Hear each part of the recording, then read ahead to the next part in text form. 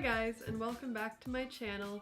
I'm Clara and today I'm here to talk with you about the Too Faced Peaches and Cream collection. Now I did pick up most of this collection. I did have a little bit of a fiasco with Sephora Flash one-day shipping, and I'll just mention a little bit about that in the description box below if you're curious, but not to waste your time, we'll jump right into the review of the Too Faced Peaches and Cream collection. And I do want to mention that we are super close to 1,000 subscribers on my channel. Thank you so much guys. As a thank you, I do have a giveaway going for you guys, and it does end as soon as I hit 1,000 subscribers, so that's coming up really soon, and I will also link the giveaway video in the description box below that tells you guys how to enter. Alright, so I went into Sephora today to pick up the rest of the Too Faced Peaches and Cream collection, and I did get a chance to try some of the products in store. So I do have the majority of the collection to review for you today, but for the items that I didn't pick up, I did explain on my Instagram the reasons why. It's not that they're bad products, it's just that they're maybe not right for me. But let's jump into the things that I thought were personally worth picking up. So in order of use, let's start with the Primed and Peachy. For me, I feel like the things that Too Faced does especially well are their primers, their face primers, and their eye primers. I do use the Primed and Poreless for pore filling every time I do my foundation these days, just kind of over my cheeks and my nose. That's kind of my holy grail primer at the moment. And I also use the Too Faced Shadow Insurance daily on my eyes when I do eyeshadow,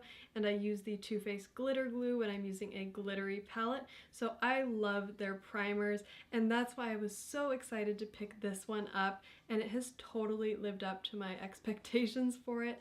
Actually, I was kind of just hoping it would be as good as the Primed and Poreless, but it's even better. Now I have giant pores on the center of my face, and when I applied this was like magic. They just disappeared. It was really pretty amazing. And if you do see, after I did put the powder on, which we will talk about that, it did sort of accentuate the pores, but that is not the fault of this primer. This primer is wonderful, and it has a slight peachy tint to it, which kind of color corrects and brightens dull skin. Next up, let's talk about the Peach Perfect Loose Powder. Now this is where things kind of went a little bit wrong, and I'm sorry, I thought I was filming, but I don't think that the recording button was actually on for this part. It just applies really densely. I don't know, some loose powders, they kind of go like spread evenly over your face, but this one just kind of caked up, and it made my under eye area really like dry and crepey, which I don't normally get that problem with the Charlotte Tilbury powder that I typically use. And I have also been using the Stellar Loose Powder lately, and I do really enjoy that one as well for under the eyes. This just sort of clung to whatever was there and like the little dry patches and everything. So I feel like the person that this is really good for is the person who is extremely oily, because I do have very oily skin, and even I feel like this is quite drying on me. Oh, and by the way, I had the fan on earlier because it's like 100 degrees in here. It is so hot, and if this powder blows anywhere near your mouth and gets in the back of your throat, it tastes absolutely horrible. It's incredibly strong. Next up, I have another product from a category that I feel like Too Faced just always knocks it out of the park with, and that is the Sweetie Pie bronzer. Now I do have to be a little bit honest with you guys here. I was slightly worried that this would just be kind of a, pretty bronzer to look at, but wouldn't really be the best because of the color scheme in here. You can see there's a lot of peach, but as soon as I applied this, I was just blown away. The color is so beautiful and so natural, and it blends really well. It's quite a soft bronzer, so it does pick up a lot on the brush, but it doesn't get like patchy or anything. It's really incredibly beautiful.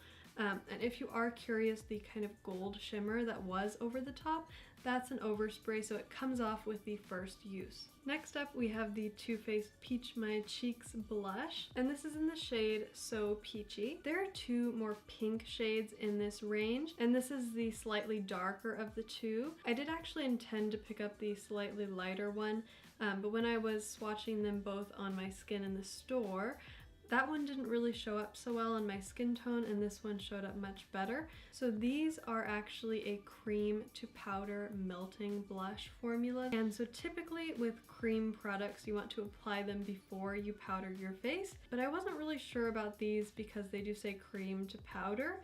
So what I experienced with this when I put it on my face, it did actually apply reasonably well over powder, and you can use a brush with cream products if you're not aware. A brush or your fingers or your sponge, any of those will do. Even though typically a regular cream would move your foundation around a lot, this one doesn't really. I noticed that it's pretty even on both sides and it gives a really nice flush of color. It wasn't patchy at all to blend. Blushes are another one of my favorite Too Faced categories. I love their Love Flush blushes. Besides being so cute, they work so well, so I was really glad that this one is another one to continue in the tradition of good Too Faced blushes.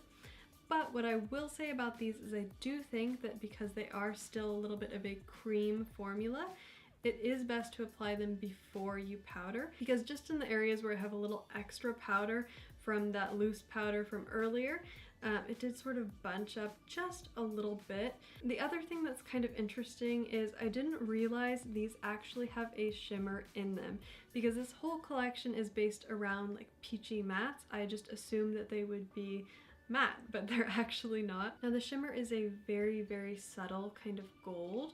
It's in no way close to the shine of NARS Orgasm. It's just a little bit, and I feel like they just wanted to give a little kind of healthy glow to the skin, since the rest of the complexion would be very matte with this Peaches and Cream collection. The next product that I have is the Peach Blur, and this is kind of an interesting product.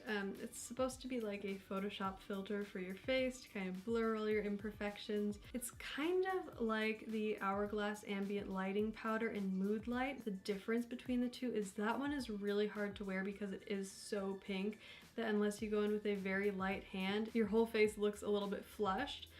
With this one, there really isn't any color in it. It's a little confusing because it does say it is like a translucent powder, but at the same time the description says that it's color correcting. But you really don't see any sort of peach cast to your face if you are wondering.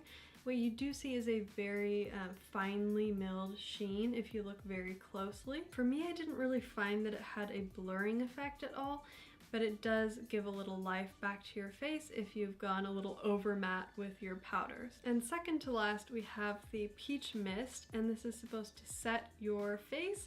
And basically the main ingredients in here are alcohol and silicones. There are a lot of silicones in this collection, so if you find that silica clogs up your pores, just be sure to use a double cleansing method to remove these products so that you don't break out the next day from clogged pores. That's something that I used to struggle with when I was introduced to the more silicone-y products. So if you do have any questions about cleansing routines for silicones, then I would be more than happy to answer those in the comments section below. So for this one, when I first sprayed it, it kind of was a little bit clogged up in the pump, so be sure that before the first use you actually spray it away from your face so you don't get like a glob of stuff on your face. But then after that, the spray is actually pretty fine. I would suggest each time you use it just to do like one pump away from you, just to clear out the pump. And then I do find with this setting spray that it does keep you pretty matte, but you do feel a little bit of like a tightness across your face, so it doesn't feel completely weightless. You do notice that there's something there. And this product smells really strongly like synthetic peach, or like those pixie sticks in peach, if you guys ever had those. That's pretty much what the whole collection smells like, but this smells like that mixed with like that Banana Boat sunscreen, like the spray-on one from ages ago. I don't even know if they still make it, but if you guys ever use that, I'm sure you will remember what that smelled like, because it was pretty distinctive and not exactly pleasant.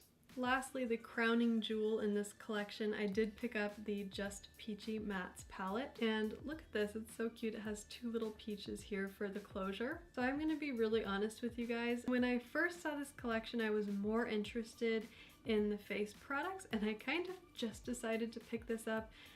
One, because I thought there would be a lot of good transition shades in here to use with other palettes, and then also because it's the crowning jewel in the collection. How could I review this collection and not talk about this little guy? But after I've tried it, I actually really like it. And I do think it's definitely worth the $45. As I mentioned before, there are just so many shades in here that you could use as transition shades with any palette. I feel like this would just work with pretty much anything because you do have your like creams, you have your more peachy colors, your reds, your caramels, your browns, you have pretty much everything in here. And these are insanely pigmented. I was so surprised. And they all blend exceptionally well, except I did have just a little bit of a problem with this shade Peach Sangria. It definitely wasn't like the most horrible shade I've ever used in terms of blending. It just required a little bit more work. So this palette does smell really strongly like all the other products, but the colors are so pretty that they're actually totally worth it. Especially these peachy tones, I just feel like they would complement any skin tone. Now I do want to talk quickly about a few specific shades. These two over here, Peach Meringue and Peach Butter, those two are actually really close to my natural skin tone. Peach Butter actually makes an excellent brow bone transition color. And Peach Meringue is white with a slight yellowish tint to it, so I thought, oh great, like that'll be kind of like banana powder. Maybe I can use it underneath my eyes to brighten up that under eye area. But then I put it under there, and this powder is actually just way too heavy to do that with. My lines underneath my eyes immediately became even more prominent than before with the other Peach Perfect powder. So I wouldn't recommend that, but that would still be a good color to kind of brighten your inner corner of your eye. The other color that I want to specifically point out is Chocolate Dipped, and that is the dark brown in the palette. And this one, again, very pigmented, but I did get just a little bit of fallout with this color only. To me, the standout colors in this palette are the Peaches and Cream. It's absolutely beautiful. The Just Peachy, again, stunning. The Peach Punch, I was really surprised with how blendable this one was for the pigment. And Peach Cobbler is also excellent. If you want to know a little more about the products I played with in store and why I didn't pick those other ones up, then you can check out my Instagram. I am going to pick up the new Huda Beauty Desert Dusk palette and also the new Natasha Denona Lila palette and do kind of a comparison of those two because they look extremely similar. And I did just get in the mail my Natasha Denona Duo Glow in Alba, so look forward to the review on that. And I will talk to you again really soon. Bye guys!